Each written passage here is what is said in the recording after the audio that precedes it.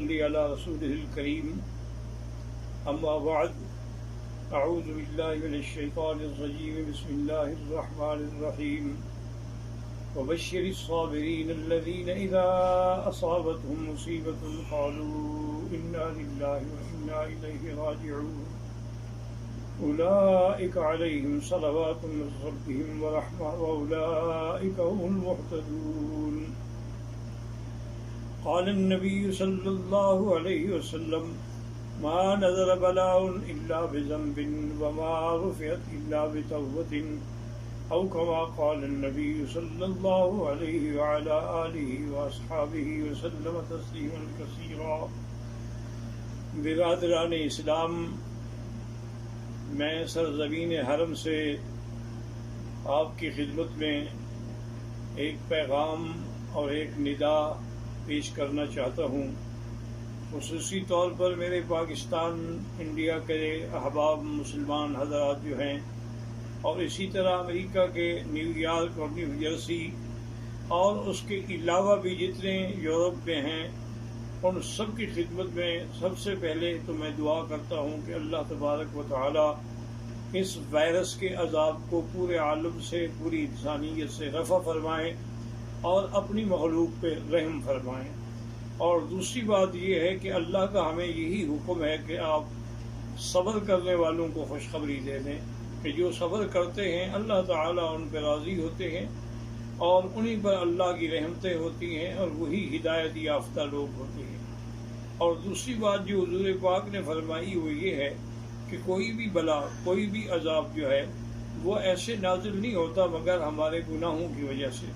تو جب ایک گناہ انفرادی ہوتا ہے اور ایک گناہ اجتماعی ہوتا ہے کہ جب دنیا کے اکثر لوگ جو ہے وہ فحاشی میں اور یعنی میں بے حیائی میں مبتلا ہو جائیں تو پھر اس قسم کے عذاب بھی عمومی آتے ہیں.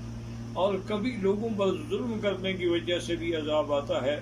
اب آپ دیکھ لیں کہ ہم نے کشمیریوں کو 8 مہینے یا 9 مہینے سے لاک ڈاؤن کیا، اللہ نے پوری دنیا کو لاک ڈاؤن کر دیا ہے، تو اب آپ اس کا کیا حل کر سکتے ہیں؟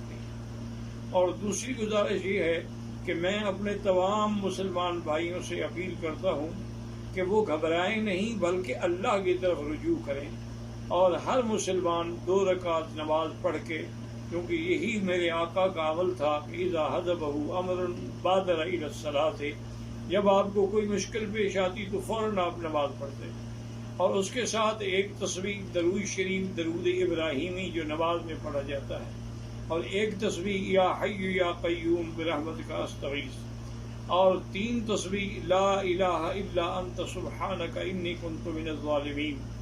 یہ اگر آپ پڑھتے رہیں گے تو انشاءاللہ ساری دنیا سے بھی یہ عذاب ٹل جائے گا اور آپ پر بھی کبھی یہ عذاب نازل نہیں ہوگا.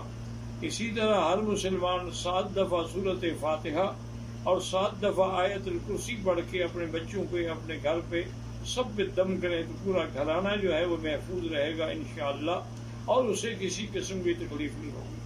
اور دوسری بات جس نے مجھے یہ پیغام دینے پر مجبور کیا وہ یہ ہے کہ مجھے یہ بڑی باوثوق ذریعے سے خبر پہنچی ہے کہ ہندوستان میں بھی مسلمان مرنے کے بعد نعوذ باللہ اپنے مردوں کو اسلامی طور پر دفن کرنے کے بجائے کافروں کے حوالے کر دیتے ہیں.